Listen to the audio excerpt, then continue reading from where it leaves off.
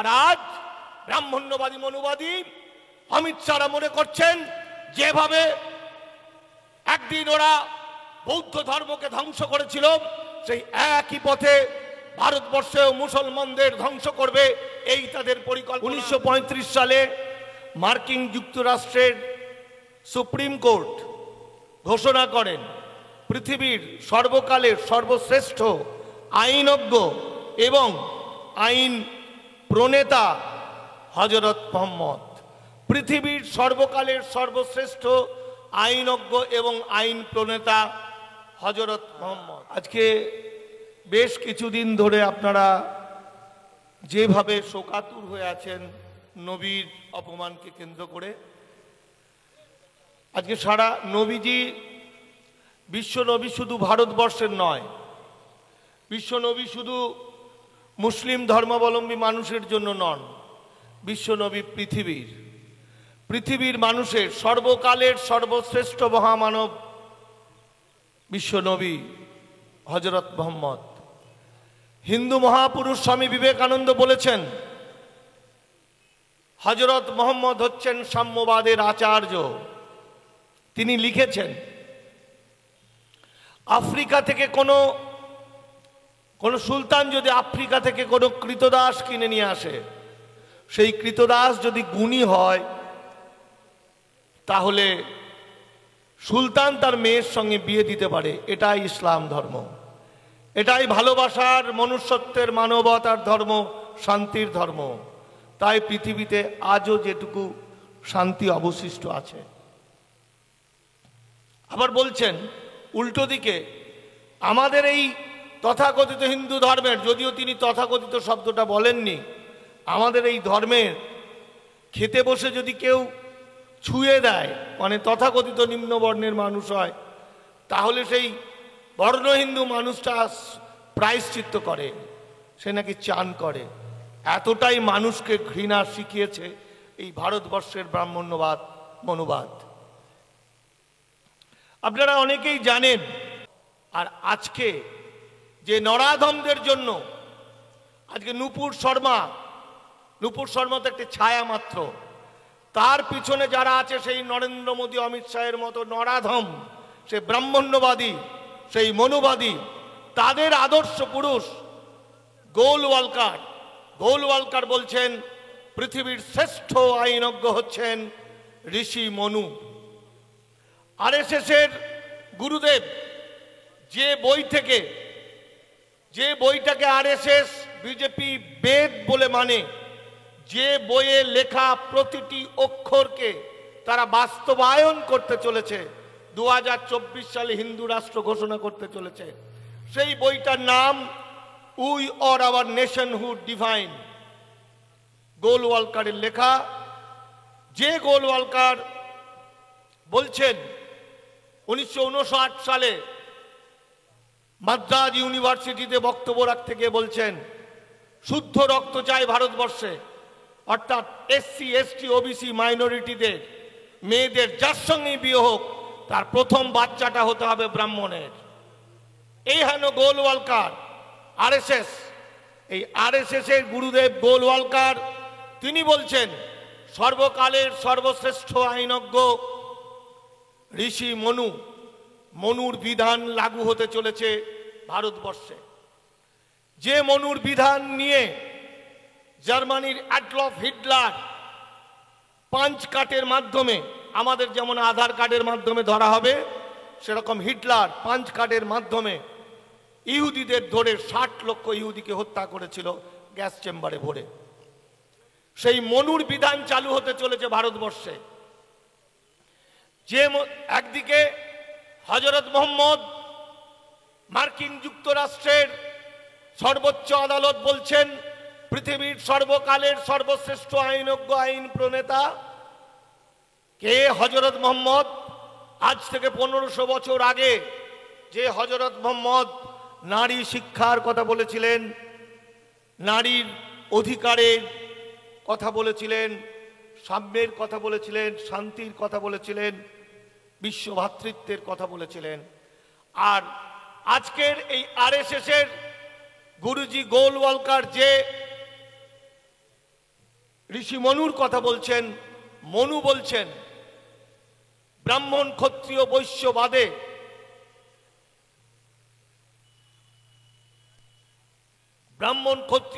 বাদে বাকি সবাই, অর্থাৎ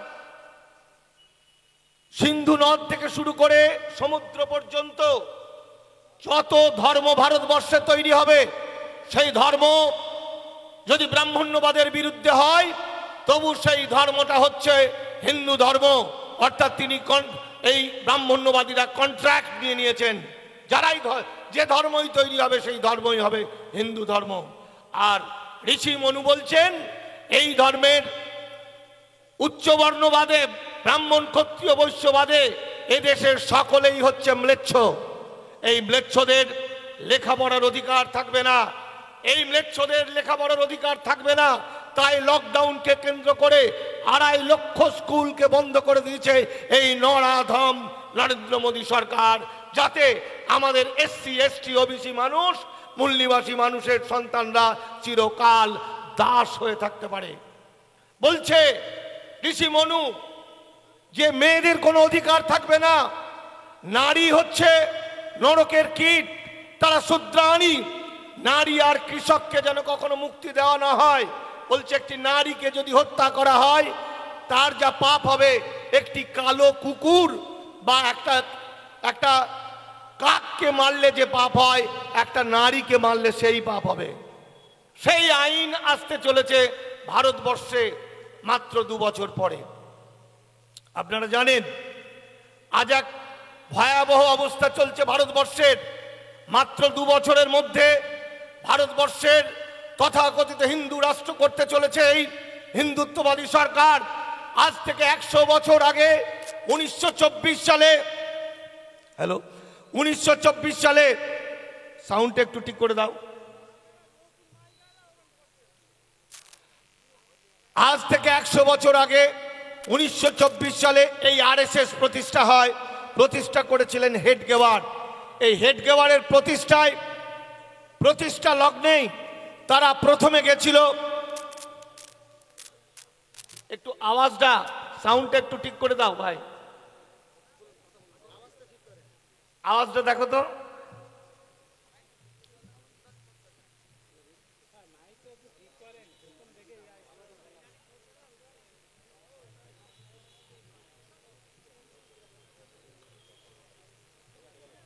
হ্যালো হ্যালো। মাত্র 2 বছর পর 2024 সালকে ওরা হিন্দু রাষ্ট্র টার্গেট করেছে। কেন? আজ থেকে 100 বছর আগে হেডগেওয়ার আরএসএস তৈরি করেছিল, যে আরএসএস এর প্রথম থেকেই তারা আরএসএস এর হেডগেওয়ারের বন্ধু কেশব বলিরাম মুঙ্গেকে পাঠিয়েছিল মুসলিনির কাছে, ইটালির মুসলিনির কাছে ফ্যাসিজম শিখতে, কি করে এদেশের শূদ্র মানুষকে কষ্ট দেওয়া যায়, হত্যা করা যায় সেটা ট্রেনিং নিতে। সেখান থেকে ফিরে এসে আরএসএস এর কেশব বলিরাম মুঞ্জে গেছিলেন হিটলারের কাছে আর্যবাদ বা হিন্দুত্ব রাষ্ট্র তৈরি করার জন্য, যে হিন্দুত্ব রাষ্ট্রে মুসলমানদের দাস হয়ে থাকতে হবে এই বিধান এই শেখার জন্য। আজ যে এনআরসি এনপিআর হতে চলেছে, বলতে লজ্জা লাগে, আমাদের পশ্চিমবঙ্গেও এনপিআর শুরু হয়ে গেছে নানা ছলে নানা বলে। আমরা অনেকেই জানি, এই আস্তে আস্তে আমাদের প্রচারের ফলে মানুষ জানতে পেরেছে আইনের চোখে ভারতবর্ষের মুসলমানরা বিপদ সীমার মধ্যে নেই। আইনের চোখে বিপদের মধ্যে আছেন হিন্দু উদ্বাস্তু এবং 1948 সালের 19শে জুলাইয়ের আগের যাদের দলিল নেই। তাহলে মুসলমানদের কি হবে? 2024 সালে যদি নতুন সংবিধান তৈরি হয়, গোলওয়ালকার তার উই অর আওয়ার নেশনহুড ডিভাইনে বলছে, সেখানে যদি মুসলমানরা ধর্ম ত্যাগ না করে তাহলে ইহুদিদের যে অবস্থা হয়েছিল মুসলমানদের তাই অবস্থা হবে। এটা গোলওয়ালকার তার we or our nationhood divine বইটাতে বলছে। আর এখন হিন্দু উদ্বাস্তুদের চিরকালের জন্য দাস বানাবে। আজ যে বুলডোজারের ঘটনা দেখছেন, আজ যে মুসলমান মানুষদের হত্যা করা হচ্ছে, মারা হচ্ছে, আসলে এটা টোপ হিসেবে ব্যবহার করছে আরএসএস। যত মুসলমানদের মারবে তত বোকা এসসি এসটি ওবিসি হিন্দুর দল, তথাকথিত হিন্দুর দল, তারা মনে করবে বিজেপি আমাদের পার্টি, আমাদের পার্টি। তাই কোনো দিকে না তাকিয়ে তারা জয় শ্রীরাম আওয়াজ তুলবে। এই বিভেদ তৈরি করার জন্য, এই বোকা বানানোর জন্য মুসলমানদের উপর আক্রমণ আরো তীব্র হবে, আরো তীব্র হবে। আরএসএস জানে, বিজেপি জানে যে বৌদ্ধ ধর্মকে তারা ধ্বংস করেছিল। আপনারা জানেন শেষ মৌর্য সম্রাটরা, আপনারা জানেন আমরা যে ভারতবর্ষে বাস করছি, এই ভারতবর্ষ সম্রাট অশোকের ভারতবর্ষ, গৌতম বুদ্ধর ভারতবর্ষ, যে ভারতবর্ষ একদা ছিল বৌদ্ধদের, বৌদ্ধ সনাতন, বৌদ্ধরা যে নীতি কথা শেখাতো বলতো সেটাকে বলা হতো সনাতন, যেটা এই তথাকথিত ব্রাহ্মণ্যবাদীরা কেড়ে নিয়ে মিথ্যা করে সনাতন হিন্দু বলে। বৌদ্ধরা অস্ত্র ছেড়ে দিয়েছিল, বৌদ্ধরা তাদের ঘোড়াকে, হাতিকে যে জলটা দিত সেই জলটাও ছেঁকে খাওয়াতো। ভ্রাতৃত্ব, শান্তি ছিল তাদের মূল কথা, শিক্ষা ছিল তাদের মূল কথা। মৌর্য সম্রাট শিশু বৃহদ্রথ, মাত্র 8 না 9 বছরের বাচ্চা মৌর্য সম্রাট। সে যুগে মৌর্য সম্রাটরা বছরে একদিন প্রধান সেনাপতিদের গার্ড অব অনার অনুষ্ঠান করত, পুরস্কৃত করত। এবং ভুলবশত এই দেশের অনার্যরা সবসময় ভুল করে বসে, কারণ তারা অনেকটা উদার মানুষ। তো মৌর্যরা তো অনার্য, আমাদেরই পূর্বপুরুষ। সেই অনার্য তাদের সেনাপতি ছিল পুষ্যমিত্র শুঙ্গ, একজন ব্রাহ্মণ। এই পুষ্যমিত্র শুঙ্গকে যখন গার্ড অব অনার দেয়, শিশু বৃহদ্রথ যখন তাকে পুরস্কার দিচ্ছে, মৌর্য সম্রাটকে তখন কোলে তুলে নিয়েছিল ব্রাহ্মণ সেনাপতি পুষ্যমিত্র শুঙ্গ, এবং নিমেষের মধ্যে পকেট থেকে তলোয়ার বের করে শিশু বৃহদ্রথর গলাটা দ্বিখণ্ডিত করে দিয়েছিল সেদিন, এবং মঞ্চ থেকে ঘোষণা করেছিল যারা বৌদ্ধ ভিক্ষুকদের মুন্ডু কেটে আনতে পারবে তাদেরকে স্বর্ণ মুদ্রা দেওয়া হবে। সেদিন প্রায় 7 লক্ষ বৌদ্ধ ভিক্ষুর গলা কেটে নদীতে ভাসিয়ে দিয়েছিল। এবং বৌদ্ধ ভিক্ষুকিনীদের, যারা সনাতন ধর্মের কথা, নীতি কথা শেখাতো, সেই মেয়েদেরকে ধরে বলাৎকার করে, গ্যাং রেপ করে তারা মন্দিরের মধ্যে পুরোহিতরা অত্যাচার করে করে তাদেরকে দেবদাসী বানিয়ে রেখেছিল। 1935 সালে মার্কিন যুক্তরাষ্ট্রের সুপ্রিম কোর্ট ঘোষণা করেন পৃথিবীর সর্বকালের সর্বশ্রেষ্ঠ আইনজ্ঞ এবং আইন প্রণেতা হযরত মুহাম্মদ, পৃথিবীর সর্বকালের সর্বশ্রেষ্ঠ আইনজ্ঞ এবং আইন প্রণেতা হযরত মুহাম্মদ। আর আজ ব্রাহ্মণ্যবাদী মনুবাদী অমিত শাহ মনে করছেন যেভাবে একদিন ওরা বৌদ্ধ ধর্মকে ধ্বংস করেছিল, সেই একই পথে ভারতবর্ষেও মুসলমানদের ধ্বংস করবে, এই তাদের পরিকল্পনা। একদা ভারতবর্ষের যত মন্দির ছিল, আজকের পুরীর যে মন্দির, সেই মন্দিরটাও ছিল বুদ্ধদের। ব্রাহ্মণ রাজা শশাঙ্ক তিনি কি করেছিলেন? গৌতম বুদ্ধ যে বট বৃক্ষের নিচে বসে গৌতম থেকে বুদ্ধ হয়েছিলেন, সেই বুদ্ধ সেই বট বৃক্ষটাকে তুলেও তারা পুড়িয়ে দিয়েছিল। যত মন্দির ছিল, মন্দির সমস্তটাই দখল করেছিল, যত শিক্ষা প্রতিষ্ঠান ছিল সব দখল করেছিল।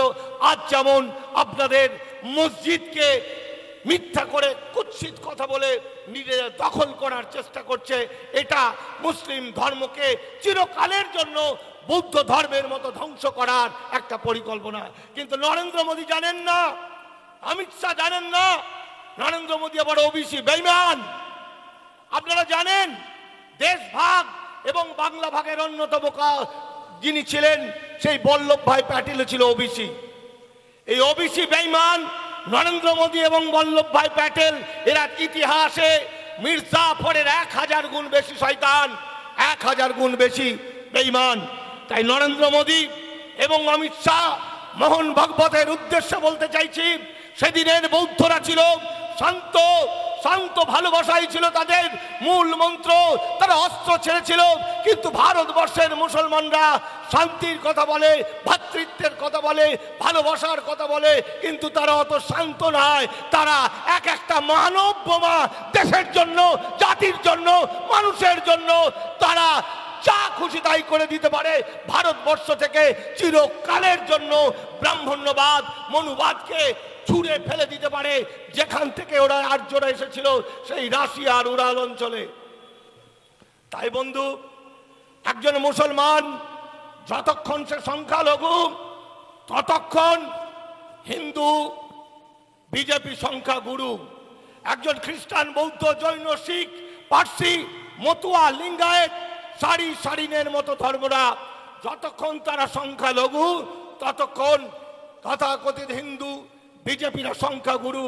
কিন্তু যখন মুসলিম, খ্রিস্টান, শিখ, বৌদ্ধ, জৈন, মতুয়া, সারিনরা মূল নিবাসী, তখন কিন্তু ওই শয়তানরা সংখ্যালঘু। মনে রাখবেন, মূল নিবাসীর সংখ্যা 92%, 92% বনাম 8%। তাই আমরা আমাদের পরিচয় কখনোই সংখ্যালঘু না দিয়ে এসসি, এসটি, ওবিসি, মাইনরিটিটা আমরা আমাদের পরিচয় দেব। আমরা মূল নিবাসী। এই ভারতবর্ষ আমাদের, এই পৃথিবী, এই ভারতবর্ষ আমাদের, এই মাটি আমাদের। যুগ যুগ ধরে, লক্ষ লক্ষ বছর ধরে এই মাটির হকদার আমরা, এই মাটির মালিক আমরা। কোনো আর্য, কোনো ব্রাহ্মণ্যবাদী, কোনো মনুবাদী আমাদের চোখের উপর চোখ রেখে কথা বলতে গেলে তার চোখ দুটো আমরা চিরকালের জন্য জ্বালিয়ে দেবো। নারায়ে তাকবীর, মানিক হোসেন মহাশয় জিন্দাবাদ। অল ইন্ডিয়া সুন্নাত ওয়াল জামাত, হিন্দু মুসলিম একতার দুশ্মনেরা হুঁশিয়ার। আজকে মোহাম্মদের অপমান সারা বিশ্বের মানুষকে উদ্বেল করেছে। কিছু কিছু ছোট ছোট ঘটনা, এই ঘটনা তৈরি করা হয়েছে। দাঙ্গা দাঙ্গা দাঙ্গা দাঙ্গা সোশ্যাল মিডিয়া যেভাবে শুরু করেছে, এই দাঙ্গার পিছনে আছে অন্য একটা খেলা। এই দাঙ্গার পিছনে আছে অন্য একটা খেলা, যার বেশিটাই নাটক। বিজেপি, আরএসএস কৌশল করে এই দাঙ্গার পরিবেশ তৈরি করেছে।